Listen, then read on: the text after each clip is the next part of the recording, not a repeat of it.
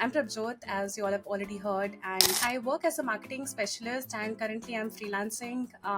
I am having my own firm that I'm managing. We take a lot of marketing, high-level strategy project tasks. You being a co-founder, so what kind of portfolio gets qualified? My first condition is they should have not done something very repetitively. When I got into the company, there was a really interesting personality. He was 21, 22, and he had made more than six figures. He had worked with founders and then working as a job. He started his first company when he was 8 years old. A very interesting personality. Welcome everyone to Off the Script. So today we have our guest Prabhjyot, who's in SaaS marketing specialist, and she's someone who's been into this role for the past 3-4 years, and she's been doing extremely well. And she has also now started her own firm. Right before getting into the episode, Prabhjyot, you just wanted to give a quick introduction about yourself and your Yes. specialization. Thank you so much, Anish. Thanks for having me on your podcast. And I'm Prabhjyot, as you all have already heard, and I work as a marketing specialist. And currently, I'm freelancing. I am having my own firm that I'm managing. We take a lot of marketing, high-level strategy project tasks, and I've had good marketing experience in the past 2 to 3 years that I'm going to be sharing. And I hope the insights that I share is going to be really helpful at the stage where you all are currently. So excited to get started, Anish. Cool, Prabhjot. So to start off with, right? So I have one interesting question, right? So, what difference does B2C marketing and B2B marketing uh, make it on in SaaS perspective? Right, in SaaS specifically. So, um, it starts off with the target audience, the ideal persona of whom you are doing your marketing strategies for, whom are you writing and creating all the marketing campaigns. So B2C, it typically is the end user is all of us, people like you, me, regular users who are trying to purchase any SaaS tools into their day-to-day products. I might explain this in detail with the help of an example of a product tool which I'm creating a marketing strategy on right now.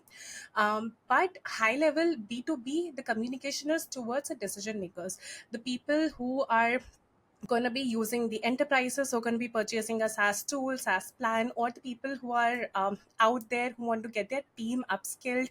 They want them to use that into their day-to-day operations, into their workflows. So the main differentiator, it starts off with the high level messaging of the target audience, defining that. So as a marketer, whenever I get a project, usually it is for both B2B and B2C.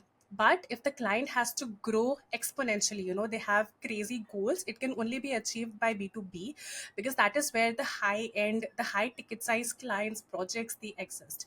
So we start off with the target audience. Once that is done, the second thing is search ads. So when you talk about paid search, this is a second section of SEO.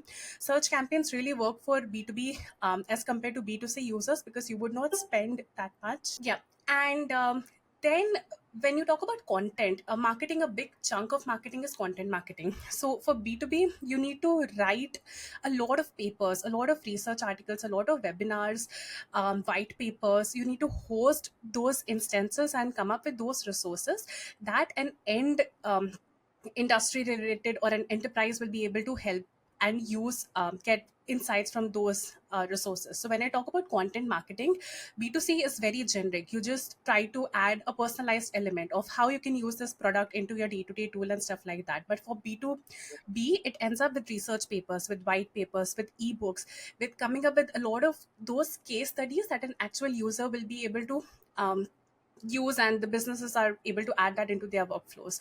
So I'll give you an example. I was working on a strategy for a competitor of Loom. Now this was a case study, specifically not a real company, but I loved the product so much that I would want to propose, and maybe if anyone is working on that product, I can go ahead and help them with the marketing. So Loom, if you know, Okay. yeah, Loom, if you know, it's a $1 billion company, right? Okay. And the competitor, the case study which we were working on is it was an email technology wherein you need to send video emails as compared to normal text-based ones. Now, they already had a few B2B and B2C clients, and B2C, it's very fine. Regular people like you who need to send emails, people like me who are extroverts who like to talk. I would want to send a personalized visual element to those emails, and not only keep it to email, but the report that I'm sharing to my boss or any update to my manager, etc. information to my clients. I can do that with emails or with video content because that resonates more. But in case of B2B, you can't sell this. So as a marketer, when I'm trying to sell and when I'm trying to come up with a product tactics, I can tell that, hey, your team can send reports to your manager using my tool. That doesn't make sense. Got So it. as Got a it. marketer, that is where we need to be clear to understand, first of all, use case scenarios as to what are those main segments. Sometimes the brand will tell you what those segments are. Sometimes you will have to find it on your own. They might just give you initial prerequisites. This is what we have. You plan, you do the strategy, you get it to me. In that case, I did a lot of research, and what we found out is sales outreach. So the people who are going and doing cold outreaching, they send a very normal email template. So in case they add a video element to their emails, the deals are going to close more, the sales pipelines are going to be better. So stuff like that. In this case, that is one ideal scenario of how do I sell that to a B2B. So that is my one section. The second segment will be training and development, basically the HR department, because they have to Understood. create a repository. So all those HRs and those groups are going to be my target customers. So basically Got in here, the product is same. They have the initial customers, but just how I try to segment them and how I try to create my strategies and how do I get more revenue from the B2B business. I will have to create those segments by myself, by doing the research, maybe by understanding how Loom got its initial B2B users and stuff like that, right? Only then I'll be able to go ahead and create tactics for those. So that is the first step of defining the ICP, defining the buyer's persona, and it's completely different even if it's the same product for the both use cases, right? Now the second step comes about content marketing that we already spoke, e-papers, white papers, ebooks, and all these things, right? The third step is usually in b2b state B2B marketing. What you have to be really careful of is you are always in sight of your audience, which means that you are attending a lot of offline events. You're ensuring that you are present as a brand on all those industry conferences, industry events, in trade shows, or whatever is applicable, because that is where your competitors are, that is where your customers are, that is where they're going to make a decision if your brand is better or if there are many other brands. So I'll take an example of my previous employer, So right? So sorry to interrupt here. So when you mean branding, going to conferences, so B2B SaaS marketing also requires someone to go on the field and attend all these conferences, right? definitely, because yes, and this is more establishing yourself as a credible person in the industry. When we talk about all these SaaS tools, who are going to be our ultimate end users? Let's say if I take an example of a Loom, or this video case study which I'm doing, my end user is nothing but people who are developing these high-end courses, who need video content, or their students or their teachers or trainers, etc. So if I'm a part of these conferences wherein they talk about the new SaaS tools which are going to be released, the regular group local startup communities, etc., or let's say a lot of a community of product hunt, right, which is the biggest, I think, the massive one out there for all the SaaS tools. So I would want to be there. I want to be there as a person who's representing my brand, talk to people, because online only up to a certain extent you can do that. You can do spend a lot of money in marketing, try all the best tactics you can, but unless you're not on ground, you're not getting the feedback, you're not selling it by yourself, they're just going to tell it to you on your face, this is not working, you guys are expensive than Loom, or you guys are not having those features which I'm getting as a part of my enterprise plan, etc. Understood. So which is why it's really important for B2B to be there in these offline places. And the Understood. So, last Mhm. yeah, go ahead. Go ahead. The last point that I would want to touch for B2B, which has really worked, is being listed on review sites.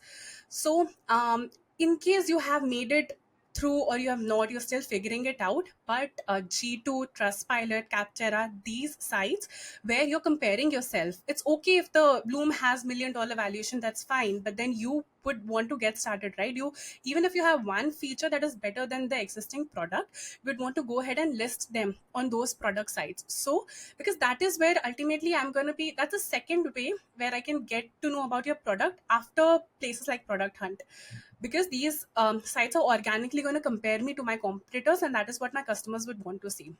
So one thing which really works is review sites, which you will never do for B2C, and that entire tactic comes under the B2B marketing department. Yeah. So that was a nice insight and nice difference which you gave, right? So getting deep dive in, right? So before going further deep, like, what kind of roles are available on a SaaS market, basically?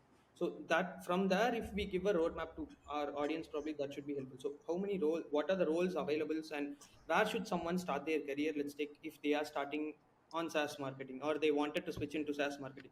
So where do they start? How many roles are there, and where do they start, and how do they start it? Okay, really tough question. Today, everything is SaaS, right? And this is the bloom, or this is the trend. And if you want to be in the game, you should know this. Otherwise, all your old school marketing tactics and strategies and things will not work. So, to get started with, if you are really a marketer and you have done good work, I'm sure a lot of these early staged SaaS companies will give you a chance, because it's overall the 5 to 6 main marketing strategies which we have is going to be applied into any business, right? So I'll just try to nail down those. First is like content marketing. SEO is a part of it, search engine optimization, writing blog post white papers, which we already spoke about. Performance marketing is a part of it, doing paid ads on Google, LinkedIn, and Meta, all these platforms. And then we have social media marketing. Any SaaS tool needs it like so bad, and they're top on top of their game. Even they do well with influencer marketing today. The influencer has no knowledge on SaaS product, etc. Right? They're not technical, but they still try to sell them. They still try to collaborate because their audience has that knowledge. The audience might be a use case. So these tactics, I have applied this in an e-learning platform, and tomorrow I'm very confident I can go ahead and apply the same into the SaaS based company or a product or a client, basically, which I get. These are like the main 4 5 pillars. Now, how do I get into it? Firstly, if you have not dealt with in.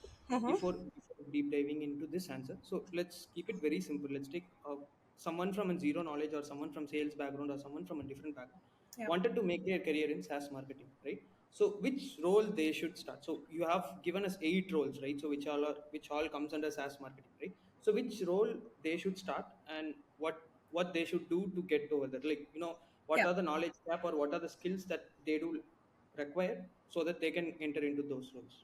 So I gave you 8 responsibilities of the same role. I didn't give you 8 roles. So as a marketer, you have to do all of that, right? Because you're going as a 360-degree complete package. Now, where do I start?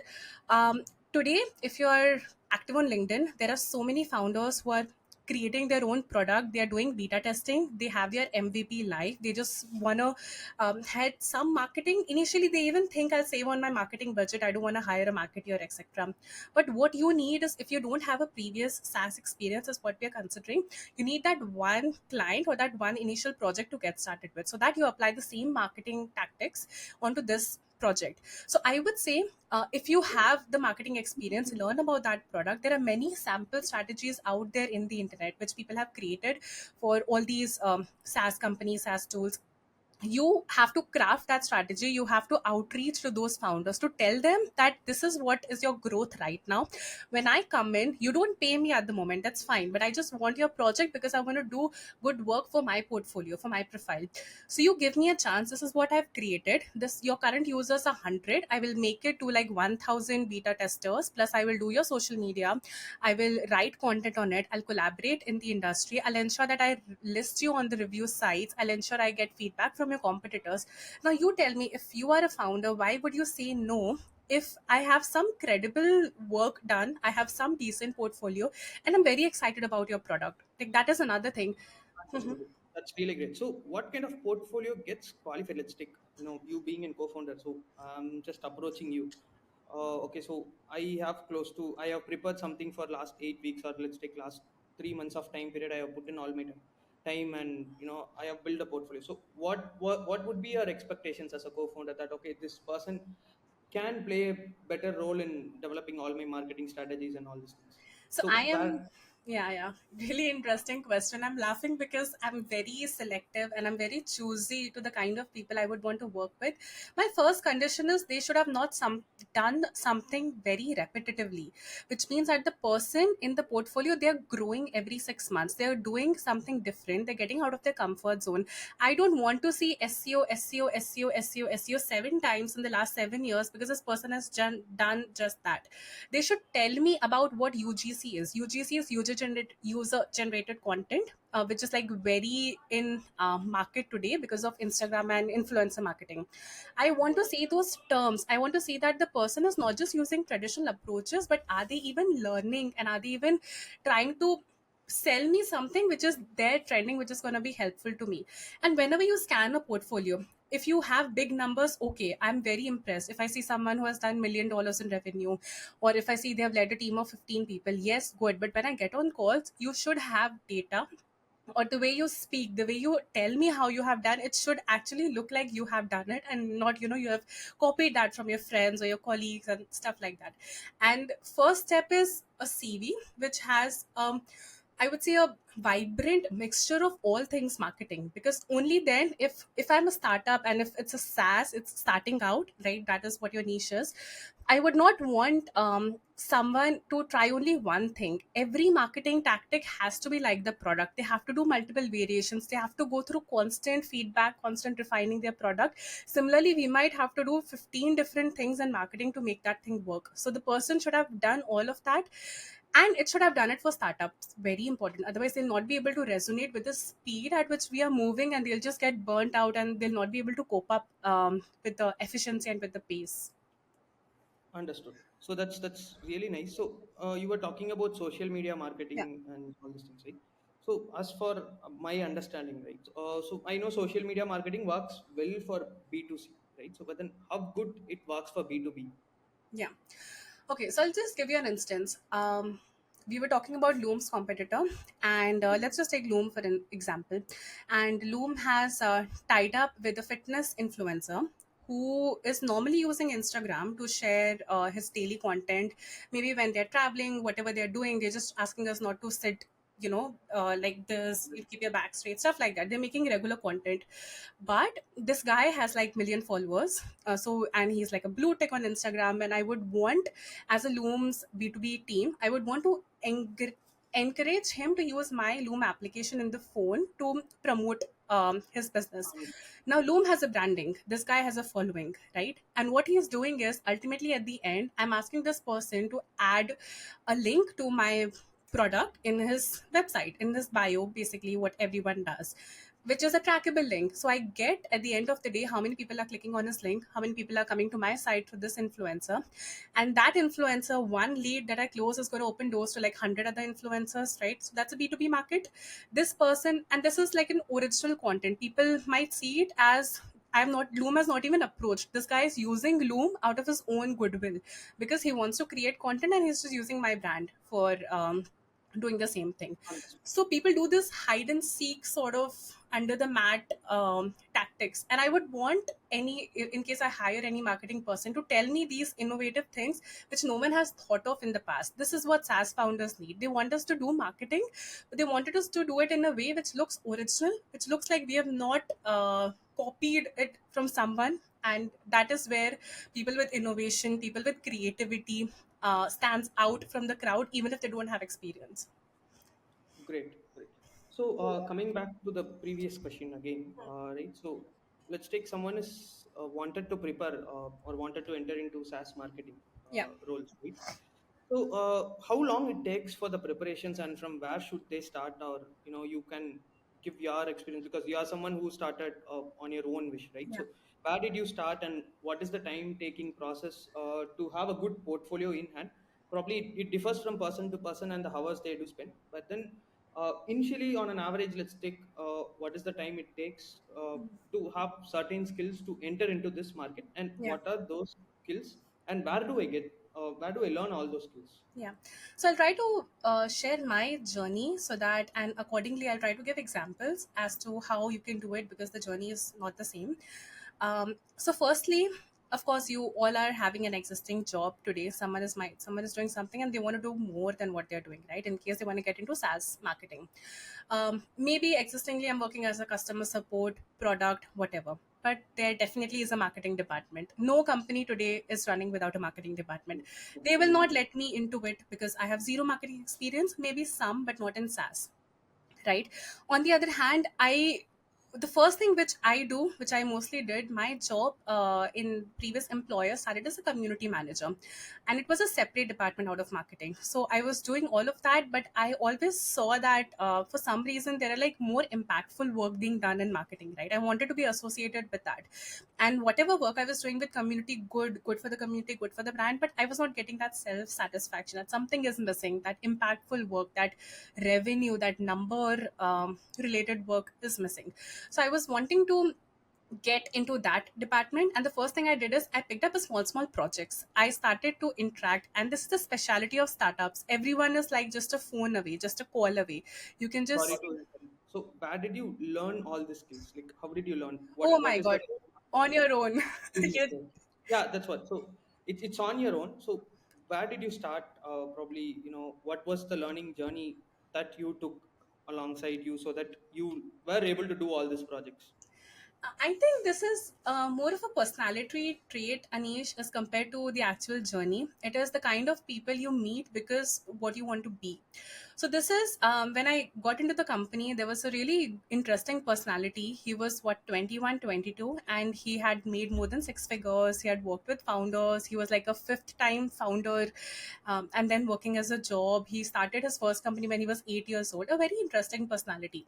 And I used to always look up to him, and I'm like, dude, I'm like so old, but I have not figured it out. And this guy is amazing. So I remember the first time on the call, now that you asked, I actually can relate to the dots. He told me that, Prabhjyot, just get on calls with everyone that you can in the company and tell them what you can do for their department. This is not marketing. I wanted to make a space for myself, and I had not much experience in that domain, right? And I wanted to ensure that people can give me a chance. So I used to do work for free outside of my KPIs, outside of my working hours for the same company. I used to interact. I got on call with like 12 employees. I was employee number 13th or something, and I got on call with everyone. I used to give them free work, and that is where people started recognizing that, okay, she's doing more over and above. So I think it was that one piece of advice from this personality. And then the fact that if you are moving in that direction, people will help you grow, they'll help you push if you have the capability and you take it seriously. So that is how Understood. I got into a lot of marketing projects. Initially I was a community manager. 50% I was doing that much work, 50% I was helping the marketing team, but I was never a part of the marketing team, right? So whenever they got rewarded, it was like those eight folks. I was outside, but I knew that I contributed to this. Then when there was actually a marketing person who had to leave the company due to some reasons, I was given a chance to be promoted and to lead the marketing team, because I was the only relevant person with a decent personality capability, who knows a lot of it. The other eight folks, they only knew their set of tasks. That is also really important. You can't give a content manager the role of a managing the team who does paid ads, who does social media, who does SEO, because that guy only knows how to get blogs or how to write the website content or how to write newsletters and stuff like this. I knew email marketing. I knew all of it because I used to work one with each of these folks. Understood. Understood. So where did you start, your marketing journey? Let's take on content writing or on SEO or on ads. I started with blogs and affiliate marketing. Very weird tangents, but these were two projects which my founder wanted me to work on. So we were starting out with this tactic on doing SEO, but our website was optimized. There were no issues with the on-site, on-page SEO, which we call, and we wanted to try out something different with content. And blog was something which has worked in SaaS. It always works because you write content, you tell them top 10 benefits of using XYZ tool over Loom, top 10 advantages. It works really well for SEO if you know the keyword strategy, the keywords tactics. And then we thought that, okay, maybe there is a potential. So I hired a I started off with for one writer who was there. We led the team. We wrote the keywords relevant to our brand. Then we hired 5 to 6 more people. It was a complete blog engine which I was managing outside of the marketing team. The marketing team lead was, of course, aware of it. And then it was affiliate marketing, again, another product, another new tactic which we never thought. But oh my God, these two things, they worked so well. At the end of the day, today, even if I see the impact, like the most number of ROI traffic traction which we got was from these two campaigns. because I had my soul and I had my initial thing attached to it. So even when I was leading the team, I was ensuring that these two processes should run the way it was when I was single handedly managing those.